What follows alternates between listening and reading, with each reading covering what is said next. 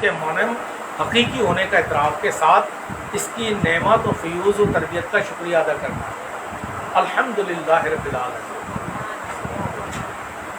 اور مالک یوم الدین کے کلمے میں اعمال انسانی کے لیے جزا و سزا یعنی حشر و نشر اور قیامت کے عقیدے کے اظہار کے ساتھ انسانی فکر و عمل کی اصلاح کا انتظام کیا گیا ہے۔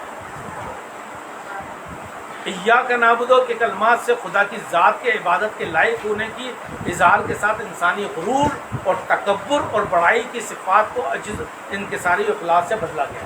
انشاءاللہ یہ اس کو میں بہت الحمد کے بتاؤں گا، الحمدللہ اللہ کے متعلق بتاؤں گا، ایک ایک لفظ کا ترجمہ بیان کروں گا انشاءاللہ تفسیر کے ساتھ۔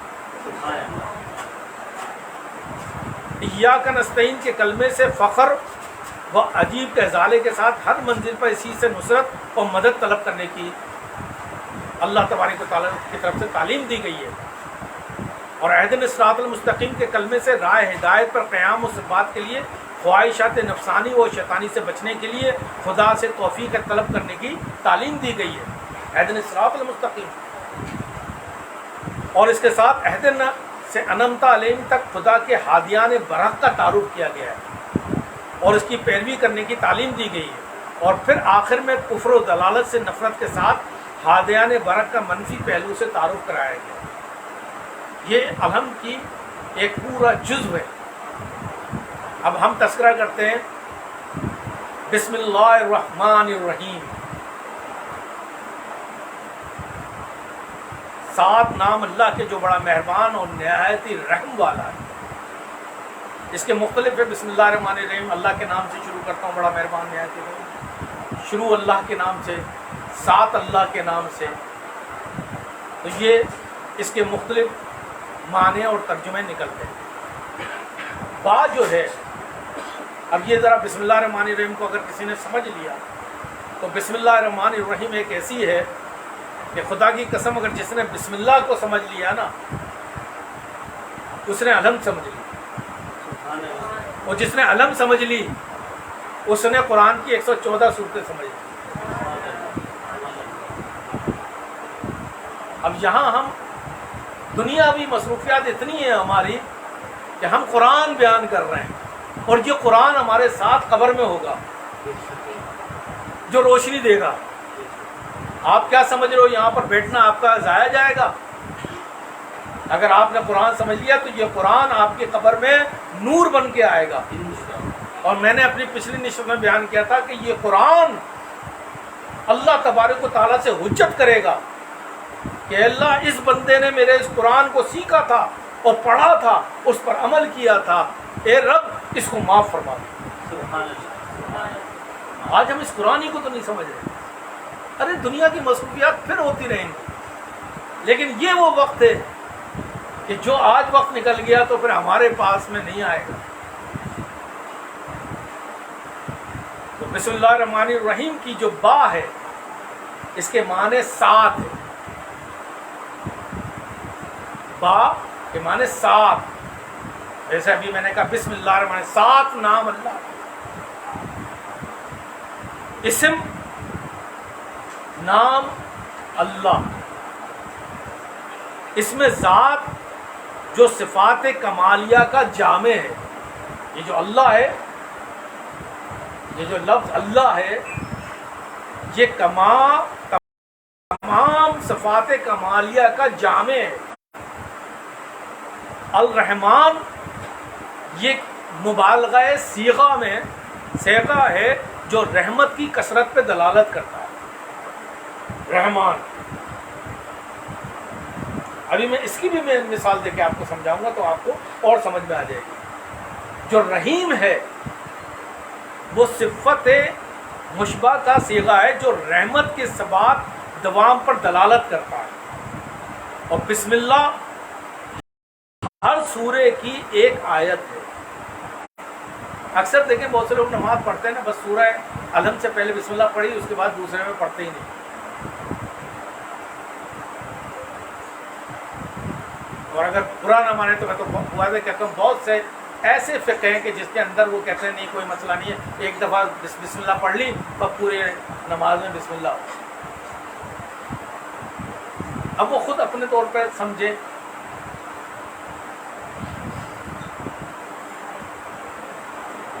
نبی کریم صلی اللہ علیہ وسلم کا ارشاد ہے کہ خداوند عالم دنیا میں، اب بڑے غور سے سننے والی بات ہے، یہ جو میں بسم اللہ کی اللہ، یہ جامع کلامات ہے، تین ہی لفظ ہیں نا اس کے اندر، اللہ، رحمان اور رحیم. بسم با کے معنی میں نے بتایا ساتھ، شروع، اسم نام، اللہ، رحمان اور رحیم. اب ہم بات کر رہے ہیں اللہ کے جو رحمان اور رحیم کی. اب نبی کریم صلی اللہ علیہ وسلم کا ارشاد ہے کہ اللہ تبارک و تعالیٰ عالم دنیا میں رحمان ہے. دنیا میں اللہ تبارک و تعالیٰ رحمان ہے، یعنی دنیاوی منقطع ہونے والی نغمات کا فیض و مومن ہو یا کافر، سب کے لیے عام ہے. چونکہ وہ رحمان ہے اس لیے وہ صرف مومن یا مسلمان کا نہیں ہے، وہ کافروں کا بھی ہے، وہ مشرک کا بھی ہے، وہ یہودیوں کے لیے بھی ہے، وہ عیسائی کے لیے بھی رحمان ہے. دنیا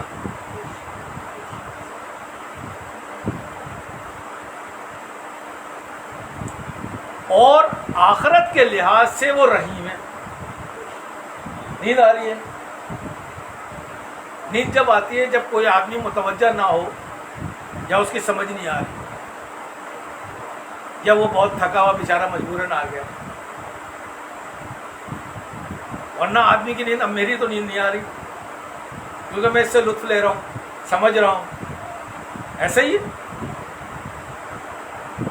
تو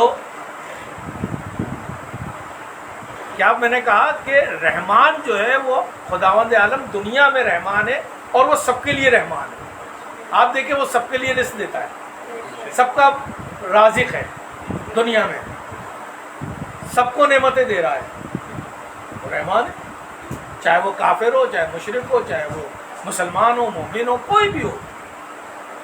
لیکن اللہ تبارک و تعالیٰ آخرت میں وہ رحیم ہے، یعنی اخروی نعمات جو دائمی ہوں گی، جو نہ ختم ہونے والی. بھئی یہاں پر تو جو نعمتیں ملی وہ مرنے کے بعد ختم ہو گئی. ایسا ہی ہے نا، گاڑی ملی، بنگلہ ملا، دولت ملی، اولاد ملی، صحت ملی، یہ سب دنیا بھی ہے نا. یہ تو ختم ہو جائے گی زندگی، سب چیزیں ختم ہو جائیں گی. لیکن جو آخری لامحدود زندگی ہے، نہ ختم ہونے والی، یعنی دائمی، جو صرف مومنین کے لیے مخصوص ہے، ان دائمی نعمات کے لحاظ سے وہ رحیم ہے. بسم اللہ کی اہمیت، اب یہ بھی بڑے غور سے سننے کی بات ہے. میں تھوڑا سا آپ لوگوں کا ٹائم تو لے رہا ہوں، لیکن میں چاہ رہا ہوں ایک ایک چیز آپ کے دل و دماغ میں ڈال دوں کہ آپ کو پتہ چل جائے. ورنہ ایسے بھی تفسیر قرآن ہے کہ قرآن کے سائڈ کے اندر، حاشیوں کے اندر تفسیریں بیان کر دی، بس اللہ خیر صلی اللہ، جس کی سمجھ میں آیا آیا، نہیں آیا نہیں آیا. اور ایسی بھی تفسیر قرآن ہے کہ جن کی جلدیں 24-25 ہیں. میں نے بتایا نا، یہ جو صرف اتنی سی کتاب ہے نا، یہ صرف ابھی 258 ہے نا. سورہ بقرہ کی آیتیں یہ 252 ہے، یعنی 2 پارے پوری کتاب. لیکن تفصیل کے ساتھ، ایک ایک چیز کی مثال کے ساتھ، کہ آپ کو پتہ تو چلے کہ حقیقت کیا ہے. بسم اللہ جو ہے اس کی اہمیت بیان کر رہا ہوں میں آپ. دنیا عرب میں ظہور اسلام سے قبل کفار اپنے کاموں کی ابتدا برکت کے لیے لات، عزا اور منات، یعنی بتوں کے نام ہے نا، ان کے ناموں سے کرتے تھے. کیا کہتے تھے؟ بسم اللات، بسم العزا، بسم منات. شروع لات کے نام سے شروع، عزا کے نام سے شروع، منات کے نام سے. بسم کے تو معنی ساتھ ہے نا، شروع. تو کہتے تھے بسم اللہ، جیسے ہم بسم اللہ پڑھتے ہیں وہ بسم لات، بسم عزا، بسم منات کے کلمات کہتے تھے. لیکن جب اسلام کا سورج طلوع ہوا تو اس نے جہاں تمام مشرکانہ اعمال و رسومات کو ختم کر کے الہی اقتدار کو نافذ کیا، وہاں ان کلمات کفر سے نجات دلا کر ایسے کلمات کی تعلیم دے دی کہ جس میں خالق کائنات محسن حقیقی کے تعارف کے ساتھ اس سے برکت حاصل کرنے کے لیے اسی کے نام سے ہر اچھے کام کی ابتدا کرنے کی تعلیم دی. کیونکہ اس کے احسانات کا فیض تمام کائنات پر مسلسل جاری و ساری ہے یا نہیں ہے. اللہ تبارک و تعالیٰ گرم ہے نہیں ہے؟ کیسی گرمی پڑ رہی تھی، یہ احسان نہیں اللہ کا کہ اس نے فوراً بادل لایا اور بارش برسا دی اور موسم کو بہتر کر دیا. یہ احسان نہیں ہے اس کا کہ لوگ جو ہے نا گرمی کے اندر بلبلا رہے تھے. یہ احسان ہے. تو اس کے برکت حاصل کرنے کے لیے اسی کے نام سے ہر اچھے کام کی ابتدا کرنے کی تعلیم دے دی گئی ہے، کیونکہ اس کے احسانات کا فیض تمام کائنات پر مسلسل جاری اور ساری ہے. حقیقت بڑا کرم ہے اس کا، اور وہی ہر خیر کا مبدا اور مرکز ہے، اور وہی ازلی و ابدی ہے. وہی شروع سے وہ آخر، وہی حی ہے، وہی حی قیوم، وہی شروع سے اور اول بھی ہے اور آخر بھی ہے. لہذا ہر عمل خیر میں حصول برکت اور اس کی بقا کے لیے خلاق عالم کے نام سے شروع کرنے کی تعلیم دی گئی ہے کہ جب بھی کوئی کام شروع کرو تو بسم اللہ سے شروع کرو، جو خالق و مالک ہونے کے ساتھ رحمان بھی ہے اور رحیم بھی ہے. چنانچہ پیغمبر اکرم صلی اللہ علیہ وسلم کا ارشاد ہے کہ جو کار خیر بسم اللہ سے شروع نہ کیا جائے، بہت غور سے سنو، جو کر رہا ہے اس کو کرنے دو. آپ اپنے ذہن میں اپنا دماغ ادھر رکھ لو. آج اگر یہاں سے کچھ سیکھ کے چلے گئے تو خدا کی قسم کھا کے کہتا ہوں کہ اس قرآن کو سمجھنے میں آسانی ہو جائے گی، اور جب آسانی ہو گئی تو پھر آپ کے عمل کرنے میں آسانی ہوگی. جب عمل کرنے میں آسانی ہو گئی تو سمجھ لیے آپ اللہ تبارک و تعالیٰ کے بہترین برگزیدہ بندوں میں شامل ہو. کیا اللہ تبارک و تعالیٰ کیا فرماتا ہے کہ ہر عمل اور خیر میں حصول برکت کے لیے، اس کی بقا کے لیے اس کی تعلیم دے دی گئی، جو خالق و مالک ہونے کے ساتھ رحمان اور رحیم ہے. نبی کریم صلی اللہ علیہ وسلم کا ارشاد گرامی ہے کہ جو کار خیر بسم اللہ سے شروع نہ کیا جائے. اب یہ بہت بڑا ہوتا ہے. اب میں مثال دیکھو رسول خدا کی، پہلے میں نے آپ کو بات بتائی، اب میں رسول خدا کی اس لیے یہ بات کرتا ہوں کہ آپ کے ذہن میں باتیں آئیں. رسول اللہ صلی اللہ علیہ وسلم کا ارشاد ہے کہ جو کار خیر بسم اللہ سے شروع نہ کیا جائے وہ ناتمام ہوتا ہے، وہ مکمل نہیں ہوتا.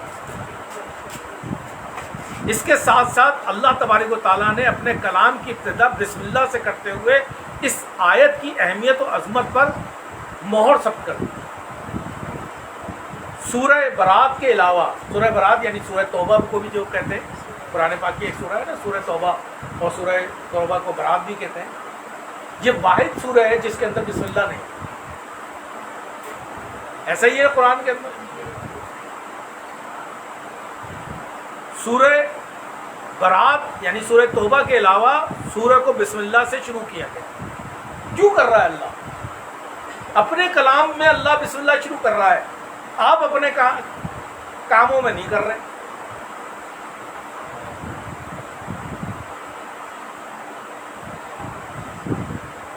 اللہ تبارک و تعالیٰ اپنے کلام کی ابتدا بسم اللہ سے کرتے ہوئے اس آیت کی اہمیت اور عظمت پر مہر سب کر دیتا ہے. بسم اللہ سورہ علم کی ایک آیت ہے، سورہ علم کی ایک آیت ہے. اور طلب چیز بتا رہا ہوں پھر میں، دیکھیں لوگ آپ کو 10 ملیں گے میں 10 لوگوں کو نہیں جانتا، میں ایک اللہ کو جانتا ہوں، میں ایک رسول کو جانتا ہوں، میں ایک امام کو جانتا ہوں۔ میں 10 لوگوں کی پیروی نہیں کرتا، میں اس قرآن کی پیروی کرنا چاہتا ہوں۔ بسم اللہ سورہ علم کی ایک آیت ہے۔ آپ دیکھیں، لوگ کہتے ہیں یار یہ کیا بات کر رہے ہو، میں اب انہی کی کتابوں سے مثال دے رہا ہوں جو اپنی کتابوں کو بھی نہیں پڑھتے۔ افسوس تو اس بات کا ہے کہ کاش اپنی کتابوں کو پڑھ کر ہی صحیح ہو جاؤ۔ اب یہ جو بات میں کہہ رہا ہوں سورہ علم کی ایک آیت ہے، یہ تفسیر کبیر میں موجود ہے، تفسیر ثعلبی تفسیر در منصور میں ہے کہ پیغمبر اکرم صلی اللہ علیہ وسلم مسجد نبوی میں صحابہ کے ساتھ تشریف فرماتے کہ ایک شخص مسجد میں داخل ہوا اور بغیر بسم اللہ پڑھے اعوذ باللہ پڑھ کر سورہ علم پڑھنا شروع کر دیا سورہ نماز میں۔ تو پیغمبر اکرم نے اسے مخاطب کر کے فرمایا تم نے اپنی نماز باطل کر دی، کیا تجھے علم نہیں ہے کہ بسم اللہ سورہ علم کا حصہ ہے؟ فرمایا کہ جس نے بسم اللہ کو نہیں پڑھا اس نے سورہ علم کی ایک آیت ترک کر دی اور اس نے اپنی نماز کو باطل کر دی۔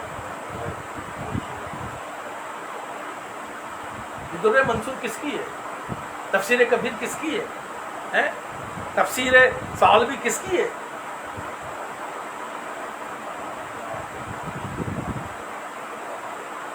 میں نے بتایا نا، یہ دین یوں تھا، اس کو یوں پلٹا گیا۔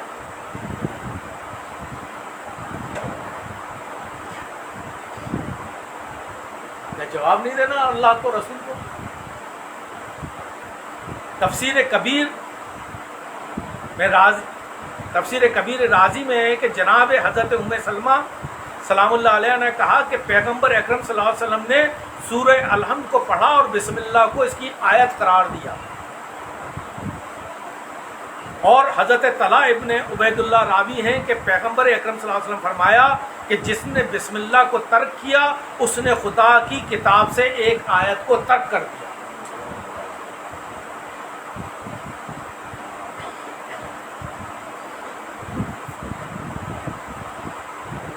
پیغمبر اکرم صلی اللہ علیہ وسلم نے صحابہ سے فرمایا کہ تمہیں ایسی آیت بتاتا ہوں جو سلیمان ابن داؤد، جن کا بھی میں بات کرتا تھا، تو سلیمان کے بعد میرے علاوہ کسی کے اوپر یہ نازل نہیں ہوئی۔ یا تو حضرت سلیمان کے اوپر بسم اللہ تھی یا پھر مجھ پر، اور اس کے بعد نہ بیچ میں نہ آخر میں نہ پہلے۔ فرمایا کہ حضرت سلیمان ابن داؤد کے بعد میرے علاوہ کسی پر نازل نہیں ہوئی۔ پھر فرمایا تم نماز میں قرات کی ابتدا کون سے کلمات سے کرتے ہو؟ تو صحابہ نے کہا بسم اللہ سے۔ پیغمبر اکرم نے فرمایا یہ وہی آیت ہے۔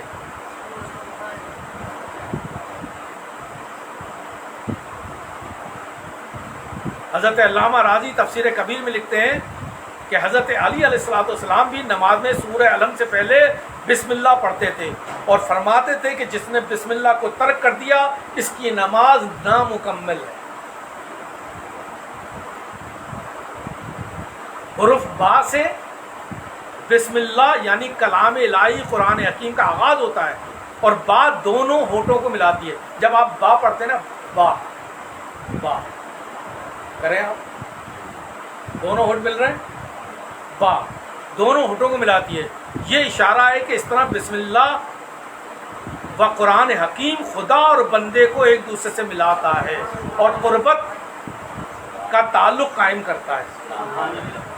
ایک ایک چیز پر چلو گے نا پھر مزہ آئے گا پڑھنے پہ، کہ جب آپ نے کہا بسم اللہ، یعنی اب میں اللہ اور بندہ جو ہے نا مل گئے، ایک جوڑ بن گیا۔ اور سب سے پہلے عالم ارواح میں جب خدا نے تمام ارواح سے پوچھا تھا کیا میں تمہارا رب نہیں ہوں، تو ارواح نے وجود میں آنے کے بعد سب سے پہلا لفظ کہا قالوا بلا بلا۔ کیا کہا تھا؟ بلا، یعنی کہا تھا کہ کیوں نہیں، بلا کے معنی کیوں نہیں، تو ہی تو ہمارا رب ہے۔ یعنی پہلا لفظ اللہ تبارک و تعالیٰ نے اقرار توحید کے لیے جو کہا تھا اس کا پہلا حرف با تھا. تو با عالم ارواح کے اقرار کو یاد دلاتی ہے. اور خدا کا نام بھی بار ہے. بار اکثر لوگ کہتے ہیں بارک اللہ، ایسا کہتے ہیں نا، یہ اللہ کا نام ہے بار. اور اس میں یعنی اللہ کے نام سے آغاز کرتا ہوں، یعنی لفظ اسم کے بعد خدا کے نام تک رسائی ہوئی. اللہ کا نام خدا کی ذات تک رسائی کے لیے وسیلہ ہے، اور خدا کے نام بھی باعث برکت ہے. اسم کی اصل سمو جو ہے وہ بلندی اور حروف با مد و استناد پر ملانے کے لیے بولا جاتا ہے. قرآن حکیم نے سورہ الحمد کو سبع مثانی کے نام سے موسوم کیا ہے، یعنی وہ 7 آیات جو 2 بار نازل ہوئیں. اور پیغمبر اکرم صلی اللہ علیہ وسلم نے بھی اپنے ارشادات میں سورہ الحمد کو سبع مثانی کے نام سے بیان کیا ہے. لہٰذا اگر بسم اللہ سورہ الحمد کی آیت قرار نہ دی جائے تو 7 آیت نہیں رہیں گی. اس لیے ضروری ہے کہ بسم اللہ سورہ الحمد کی آیت کے ساتھ ہی، اور اس کو ملا کے 8 آیت بن جائے. اس کے علاوہ شروع ہی سے مسلمانوں نے قرآن کی حفاظت میں کئی طرح سے کوششیں کی ہیں.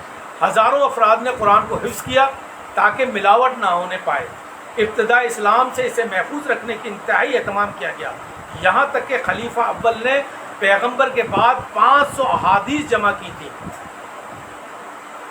حضرت ابوبکر نے تو رات بھر سوچتے رہے، بالآخر اس مجموعے کو جلا دیا تاکہ قرآن سے اشتباہ نہ ہونے پائے.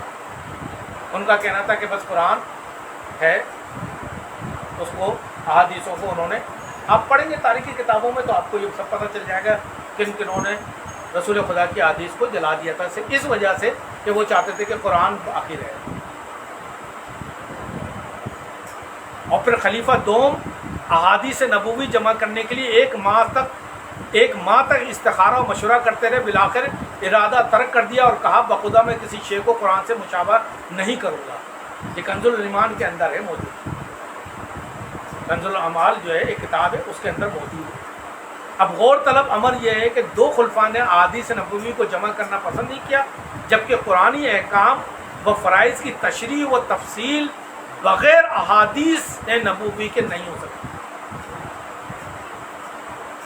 بہرحال اس تمام احتیاط کے باوجود شروع سے آج تک ہر سورے کے ساتھ بسم اللہ کی آیت موجود ہے.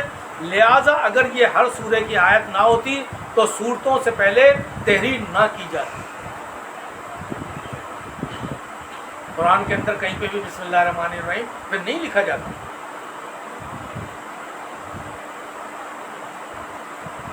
یہاں یا کہیں بھی اس کے خلاف احتجاج ہوتا جس سے واضح ہے کہ بسم اللہ ہر سورے کی ایک آیت ہے. آپ کبھی غور تو نہیں کرتے نا. مسئلہ تو یہ آپ لوگ نمازیں تو پڑھنے جاتے ہو، ایک تو جاتے ہو جمعے کے جمعے ہو، تو پھر مولوی بھی بیچارہ ہفتے کے بعد میں آدمی بھول جاتا ہے. کبھی غور تو کرو جن اماموں کے پیچھے نماز پڑھتے ہو کہ کیا وہ زور سے بسم اللہ پڑھتا ہے نہیں پڑھتا؟ کیا وہ علم سے پہلے پڑھنے کے بعد میں کیا دوسری جب سورہ پڑھتا ہے اس میں پڑھتا ہے نہیں پڑھتا؟ وہ کیوں کجی کرتا ہے؟ آگے بیان کرتا ہوں.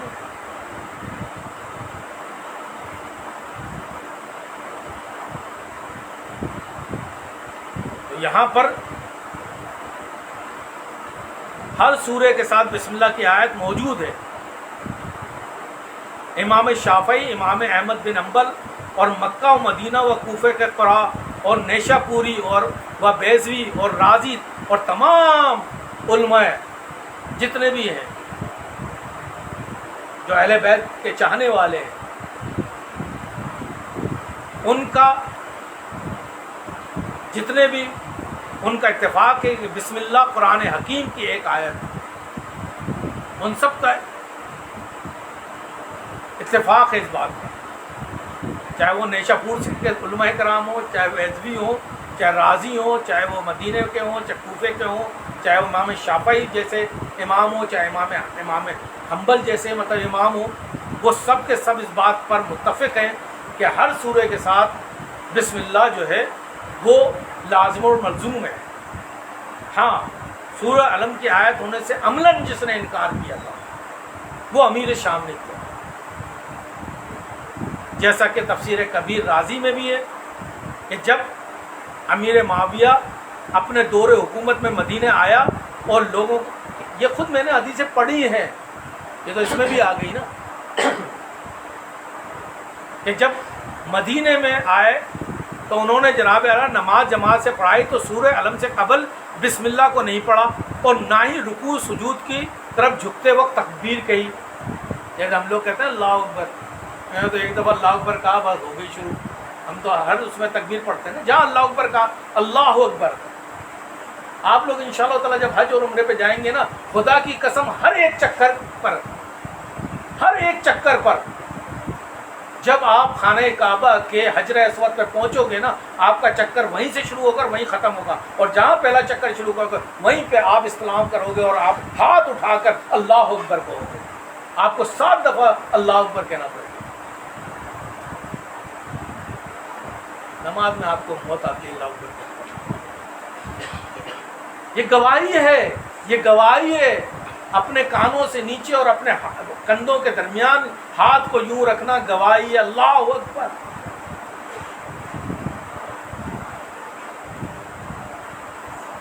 تو جناب اعلیٰ انہوں نے نہ تو بسم اللہ پڑھی اور نہ ہی رکوع اور سجود کی طرف جھکتے وقت تکبیر کہی. نماز کے ختم ہوتے ہی مہاجرین اور انصار نے بلند آواز سے کہا کہ اے معاویہ، تم نے نماز میں قرآن کی ایک آیت چوری کی ہے یا بھول گئے ہو؟ یعنی بسم اللہ کیوں نہیں پڑھی؟ تو یہ حاکم شام نے انہوں نے دوبارہ نماز پڑھی. اس واقعے سے بھی واضح ہے کہ بلا اختلاف مہاجرین و انصار کے نزدیک بسم اللہ سورہ علم کی ایک آیت و جزء ہے. ان تمام شواہد کے باوجود، نام اس لیے لے رہا ہوں کہ میں جو حقیقت جو نہیں کر رہا اس کے لیے میں کہہ رہا ہوں نا. میں امام شافعی امام حنبل کو تو نہیں کہہ رہا نا، یا امام مالک کو تو نہیں کہہ رہا نا. جو جنہوں نے یہ سب کیا ہے ان کے نام اس لیے مجبوراً لینا پڑ رہا ہے. ان تمام شواہد کے باوجود امام ابو حنیفہ کے نزدیک بسم اللہ سورہ علم کی آیت و جز نہیں ہے. اور ابو حنیفہ کا یہ بھی فتویٰ ہے کہ اگر بسم اللہ کو سورہ علم سے قبل پڑھا جائے تو آہستہ پڑھا جائے. اگر پہلی رکعت میں بسم اللہ پڑھی تو دوسری رکعت میں پڑھنے کی ضرورت نہیں. جو آج کر رہے ہیں لوگ سب سے زیادہ تو انڈیا اور پاکستان میں ہے نا ان کے ماننے والے. باقی تو عرب کے اندر آپ کو پتہ ہے مالکی ملیں گے، شافعی ملیں گے، آپ کو حنبلی ملیں گے عرب کے اندر اور دوسری جگہوں پر. سب سے زیادہ انڈیا اور پاکستان، پیسیفک ایشیا کے. علامہ رازی مذکورہ تمام باتوں کو لکھنے کے بعد لکھتے ہیں کہ حضرت علی تمام نمازوں میں بسم اللہ سورہ علم سے قبل بلند آواز سے پڑھتے تھے، لیکن جب حکومت و اقتدار بنی امیہ کو حاصل ہوا تو انہوں نے بسم اللہ کو بلند آواز سے پڑھنے سے سختی سے منع کر دیا، جس کی آج کل آپ لوگ بھی تائید کرتے ہیں. اور حضرت علی کے آثار و نشانات مٹانے کی سخت کوشش کی گئی کہ جو علی کر رہا ہے اس کو ختم کرو. حالانکہ جس نے اپنے دین میں علی کو امام بنایا اس نے اپنے دین و ذات میں عروہ وثقی یعنی دین کی مضبوط رسی کو تھام لیا، کیونکہ پیغمبر اکرم صلی اللہ علیہ وسلم کا ارشاد ہے اللہم دار الحق مال حیث الدار، اے اللہ حق کو ادھر پھیر جدھر علی پھرتے جائے. سبحان اللہ سبحان اللہ. یہ رسول خدا کی حدیث بیان کر رہا ہوں. سبحان اللہ. جائیں جا کے تفسیر کبیر اٹھا کے دیکھیں یہ حدیث ہے یا نہیں کہ رسول خدا نے کیا فرمایا کہ اے اللہ حق کو ادھر پھیر جدھر علی پھرتے جائے.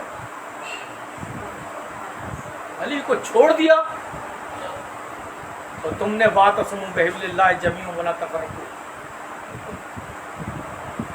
اور حضرت علی زمین پر بسم اللہ بلند آواز سے پڑھتے تھے. سبحان اللہ. پڑھا کرو خدارہ پڑھا کرو. رسول خدا نے فرمایا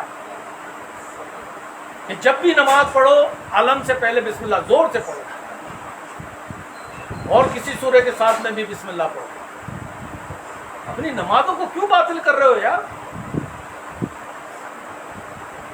اور بتانے کے بعد اگر نہیں کرو گے تو تم جانو تمہارا رب جانے.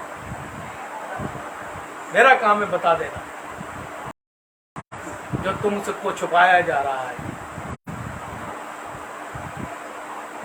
बिस्मिल्लाह की अजमत और आयत होने से इनकार, ये में से जिन जो कर रहे हैं, इमाम शाफई वाले जो है, इमाम मालिकी, इमाम हम्बली जो कर रहे हैं, तो मैं उनकी भी तो बात बता रहा हूँ कि वो भी तो कर रहे हैं ना ये काम।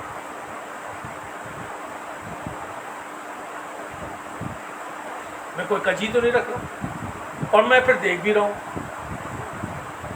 इतनी जिंदगी के अंदर। बिस्मिल्लाह की अजमत और आयत होने से इनकार की वजह अल्लामा राजी के बयान से वाज़ेह हो गई, इसलिए कि हज़रत अली ने फरमाया था तमाम कुरान का मतलब और हक़ाइक़ का खुलासा सूरह अल-हम्द में। अच्छा, अली जो बता गया ना, अब उसकी तो मुखालफत करनी है मुझे, क्योंकि अली ने बताया था कि सूरह अल-हम्द के साथ बिस्मिल्लाह पढ़ना, और सूरह अल-हम्द का के मतलब का खुलासा बिस्मिल्लाह में, और बिस्मिल्लाह का खुलासा बा में, और बा का खुलासा इसके नुक्ते में, और नुक्ता में बा अली हूँ। सुभान अल्लाह, सुभान अल्लाह। अब ये हजम होगा, सुभान अल्लाह, सुभान अल्लाह। हाजमा भी तो चाहिए इसके लिए। ये क्यों? अभी 2 करोड़ लोग पहुंच चुके हैं अरबईन में, 2 करोड़ लोग करबला में हैं। रोजाना नजफ अशरफ के एयरपोर्ट पर 80 जहाज उतर रहे हैं, जबकि जमीनी रास्तों का बंद किया हुआ है। और इस वक्त तमाम यूरोप और अमेरिका और दूसरे लोग आए हुए हैं कि वो देखें कि ये जो कहते हैं कि 3 करोड़ 4 करोड़ ये कैसे समा रहे हैं, इनको खाना कहाँ से मिल रहा है, इनकी राइश का बंदोबस्त कैसे हो रहा है। सुभान अल्लाह, सुभान अल्लाह। ये कोई बड़ी बात तो नहीं है। क्यों? अब मैं इसकी मिसाल दे रहा हूँ। जब अल्लाह तबारक व तआला के रसूल सल्लल्लाहु अलैहि वसल्लम फरमाया कि जब क़यामत बर्पा होगी तो कहाँ पर लोग जमा होंगे? अरफात के मैदान में। आप और हम सब अरफात के मैदान जा चुके हैं, और जो नहीं गए वो इंशाल्लाह जाएंगे। हज के मौका पर कितने लोग आते हैं? 25 लाख, 30 लाख, बहुत ज़्यादा चलो 40 लाख हैं। अगर मैं कहता हूँ वहाँ पर 1 करोड़ भी लोग आ जाएं, 2 करोड़ भी आ जाए, 3 भी आ जाए, 5 भी आ जाए, दुनिया की तमाम तर 7.5 करोड़ की आबादी भी आ जाए ना, तो अल्लाह ज़मीन को वुसअत देगा। अल्लाह ज़मीन को वुसअत देता है, अल्लाह ज़मीन को खींचता है, अल्लाह ज़मीन को बढ़ाता है।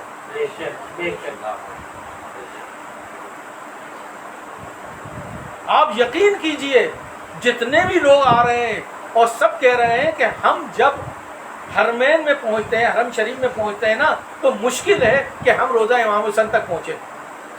लेकिन हर बंदा ये कह रहा है कि हम इमाम हुसैन के रोज़े तक पहुंच जाते हैं। वहाँ ऐसा ही ज़बरदस्त इंतज़ाम हुआ है कि करोड़ों लोग आ रहे हैं, करोड़ों लोग सलाम करते हुए चले जा रहे हैं। एक तरफ से जा रहे हैं, एक तरफ से निकल रहे हैं। कोई ऐसा नहीं है जो रोज़ा इमाम हुसैन तक नहीं पहुँच रहा। ये इससे बड़ा मौजज़ा है इमाम हुसैन का। आप मुझे कहाँ ले जाओगे?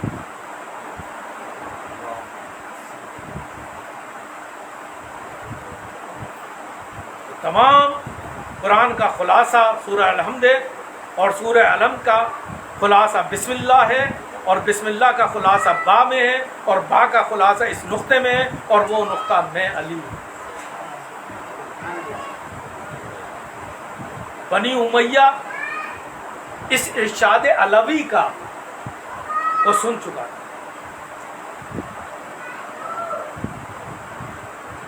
उमैया वाले इस इरशाद अलवी को, अली के इरशाद को सुन चुके थे। लिहाजा बिस्मिल्लाह के सूरह अल-हम्द की आयत व जुज़ होने से इसलिए इनकार किया गया ताकि अली की फजीलत की अहमियत बाकी ना रहे। बिस्मिल्लाह के फ़ज़ाइल पैगम्बर अकरम सल्लल्लाहु अलैहि वसल्लम फरमाया कि मैंने मेराज के सफ़र में जिब्राइल के साथ जन्नत में साफ़ और शफ़ाफ़ पानी, दूध, शहद और पाकीज़ा शरबत की 4 नहरें देखी। अब गौर से सुनिए, मज़ेदार बात, मज़े की है ये। जिब्राइल ने मुझे इनके मबदा तक ले गए, यानी उसकी इंतहा तक, जहाँ एक मुकफ़ल क़बा था। میں نے انگلی کا اشارہ کیا تو قفل کھل گیا. میں اس میں داخل ہوا تو اس کے اندر ایک ستون دیکھا جس میں بسم اللہ لکھی تھی، اور بسم اللہ کے جو بسم تھا اس میم کے حلقے سے پانی کی نہر جاری تھی. سبحان اللہ سبحان اللہ. اور اللہ کی ہا کے حلقے سے دودھ کی نہر جاری تھی. سبحان اللہ. اور الرحمن کے نون کے حلقے سے شہد کی نہر جاری تھی. سبحان اللہ. اور رحیم کے میم کے حلقے سے لذیذ ترین شربت کی نہر جاری تھی. اور اوپر لکھا تھا جس نے دنیا میں ایمان و عمل کے ساتھ بسم اللہ کو پڑھا یہ قبا اور 4 نہریں اسے میں عطا کر دوں. سبحان اللہ سبحان اللہ سبحان اللہ سبحان اللہ. ہے لوٹ.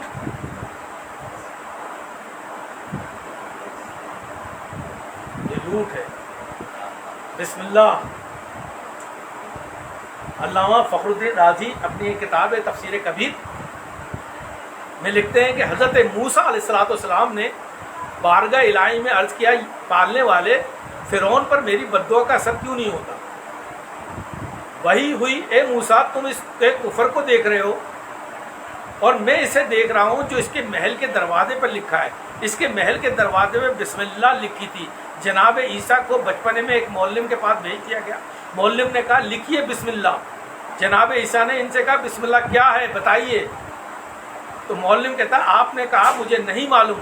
جناب عیسیٰ نے فرمایا حروف با سے اللہ کا بہار، اللہ کی بہار یعنی عظمت و بلندی ہے، اور سین سے اس کی ثنا یعنی نور، اور میم سے اس کی مملکت مراد یعنی مملکت بادشاہی اسی اللہ تبارک و تعالیٰ. ایک دفعہ حضرت عیسیٰ ایک قبر کے پاس سے گزرے جس میں صاحب قبر پر عذاب نازل ہوا. پھر دوبارہ جب اس کی قبر کے پاس سے گزرے تو وہاں ملائکہ رحمت کا ہجوم دے گا. تعجب سے خداوند عالم سے دریافت کیا کہ یا رب باری تعالیٰ وہی ہوئی کہ اے عیسیٰ مجھے اچھا نہیں معلوم ہوا. جب انہوں نے پوچھا اللہ یہ کیا ماجرا ہے تو وہی نازل ہوئی حضرت عیسیٰ علیہ السلام پر اور کہا کہ اے عیسیٰ مجھے اچھا نہیں معلوم ہوا کہ میں اس بندے پر زمین کے اندر عذاب نازل کروں جس کا فرزند اسی زمین پر رحمان اور رحیم کے ساتھ میرا ذکر کر رہا ہے. یعنی ابھی اس کے چھوٹے بچے نے کسی معلم کے پاس بسم اللہ پڑھنے کا آغاز کیا. سبحان اللہ سبحان اللہ.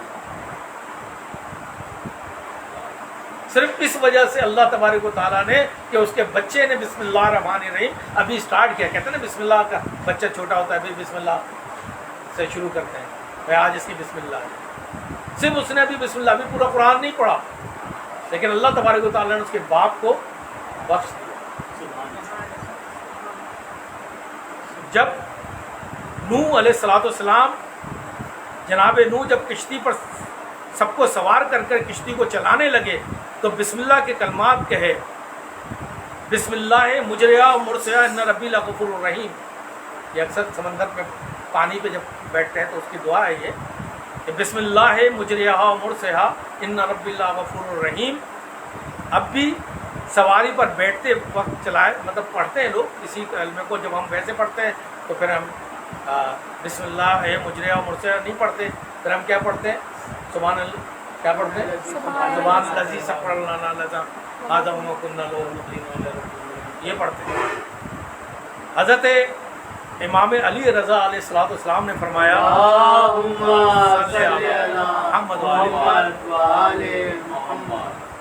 فرمایا بسم اللہ اسم اعظم سے اس طرح قریب ہے جس طرح آنکھ کی سیاہی سفیدی سے قریب ہے. کیا فرمایا میرے مولا نے کہ بسم اللہ اسم اعظم سے اس طرح قریب ہے جس طرح آنکھ کی سیاہی سفیدی سے قریب ہے. حضرت عبداللہ ابن یحییٰ حضرت علی کی خدمت میں حاضر ہوئے. مولا کائنات حضرت علی کے قریبی صحابیوں میں سے ہیں حضرت عبداللہ ابن یحییٰ. آپ نے سامنے رکھی ہوئی کرسی پر اسے بیٹھنے کا حکم دیا. مولا کے پاس آئے, مولا نے کہا بیٹھ جاؤ کرسی پر. عبداللہ ابن یحییٰ بسم اللہ پڑھے بغیر کرسی پر بیٹھ گئے. بیٹھتے ہی کرسی جھکی اور زمین پر گر کر زخمی ہو گئے. اور خون جاری و ساری ہو گیا۔ اس کے خون کو صاف کیا گیا تو حضرت علی نے فرمایا اے عبداللہ قریب آؤ، اور وہ قریب آئے، آپ نے اپنے دستے مبارک سے اپنا لعاب دہن ان کے زخم پر لگایا، زخم فوراً جو ہے ان کا منمل ہو گیا، یعنی ٹھیک ہو گیا۔ پھر آپ نے فرمایا اے عبداللہ حمد و ثنا کے لائق خدا کی ذات ہے کہ جو ہمارے چاہنے والے کو دنیا میں ابتلا میں ڈال کر ان کے گناہوں سے پاک کر دیتا ہے۔ عبداللہ نے کہا آقا اس وقت میری غلطی سے مجھے آگاہ کیجیے۔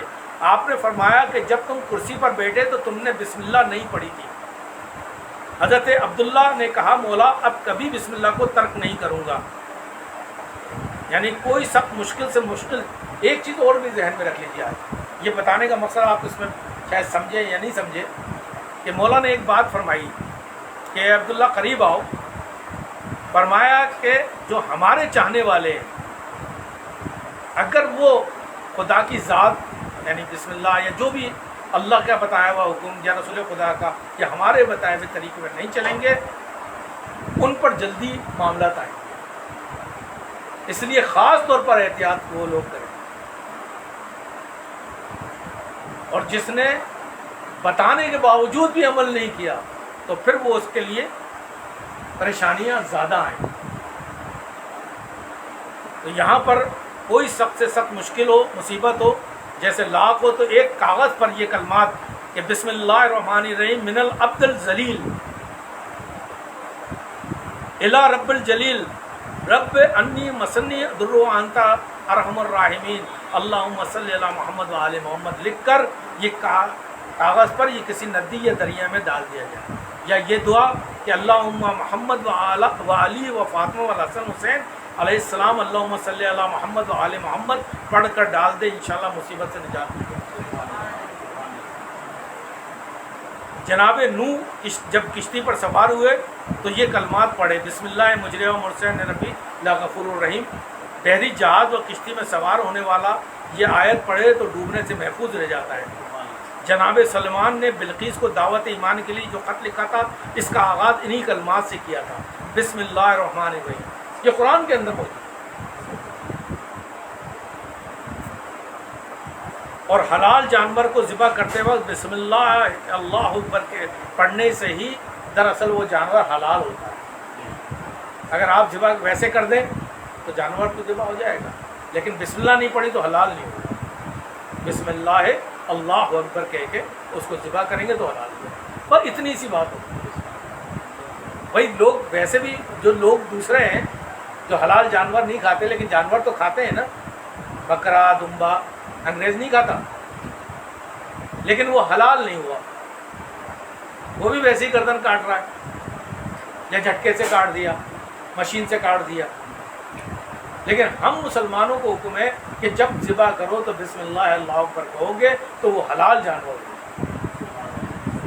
جانور حلال ہے، وہ بھی بکرا کاٹ رہے ہیں یا گائے کاٹ رہے ہیں، دمبا کاٹ رہے ہیں، مرغی کاٹ رہے ہیں،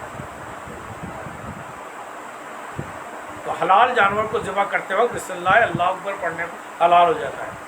اسلامی تبلیغ کے آغاز میں بھی سورہ اقرا کی آغاز کا آیت اسی طرح کیا گیا، اقرا باسم ربک، اپنے پروردگار کے نام سے قرآن پڑھیے اور اس کو پہنچانے کا آغاز کیا۔ وما علینا الا البلاغ المبین۔ انشاءاللہ